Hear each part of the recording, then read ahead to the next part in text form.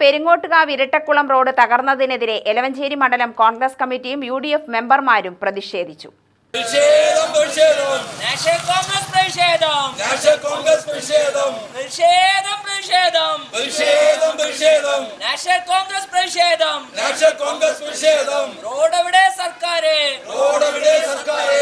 നെന്മാർ നിയോജക മണ്ഡലം MLAയുടെ ആസ്തി വികസന ഫണ്ടിൽ നിന്നും 15 ലക്ഷം രൂപ വിനിയോഗിച്ചാണ് പെരിങ്ങോട്ടുകാവ് മുതൽ ഇരട്ടക്കുളം വരെയുള്ള റോഡ് ടാർ ചെയ്തത്.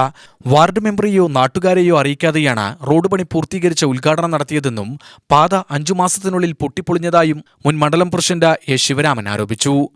ഇത് 10ാം വാർഡിലെ മെമ്പറോ നാട്ടുകാരോ അറിയാതെ MLAയുടെ ആസ്തി വികസന ഫണ്ടാണെന്ന് പറഞ്ഞ് ഇവിടത്തെയുള്ള കുട്ടി സഖാക്കൾ ചേർന്ന് ഇവിടെ വന്ന് എസ്റ്റിമേറ്റ് എടുക്കുകയും ഇതിൽ കെൽ എന്ന് പറയുന്ന ഒരു ഏജൻസി ഏർപ്പാട് ചെയ്ത് അവരാണ് ഇത് റോഡ് ചെയ്തിരിക്കുന്നത്.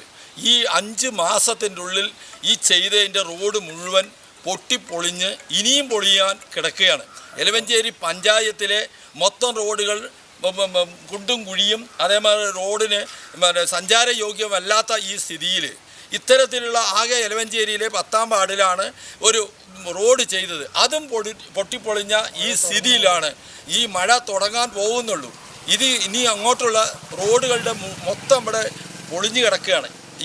ഇതിൻ്റെ എതിരെയാണ് എലവഞ്ചേരിയിലെ മണ്ഡലം കോൺഗ്രസിൻ്റെ നേതൃത്വത്തിൽ പഞ്ചായത്ത് മെമ്പർമാരും കോൺഗ്രസിൻ്റെ പ്രവർത്തകരും ചേർന്ന് ഇത് സ്ഥലം വിസിറ്റ് ചെയ്യുകയും ആയതിനുള്ള പ്രതിഷേധം അറിയിക്കാൻ വേണ്ടിയിട്ടാണ് ഇവിടെ കൂടിയിരിക്കുന്നത്.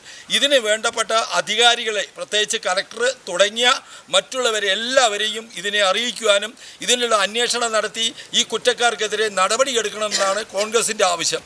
റോഡിന്റെ ശോചനീയാവസ്ഥയ്ക്കെതിരെ നടത്തിയ പ്രതിഷേധത്തിൽ മണ്ഡലം കോൺഗ്രസ് പ്രസിഡന്റ് M. ദേവൻ അധ്യക്ഷത വഹിച്ചു.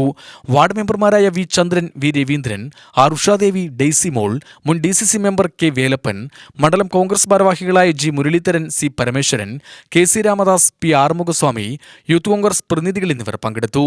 UTV news, Palakkad.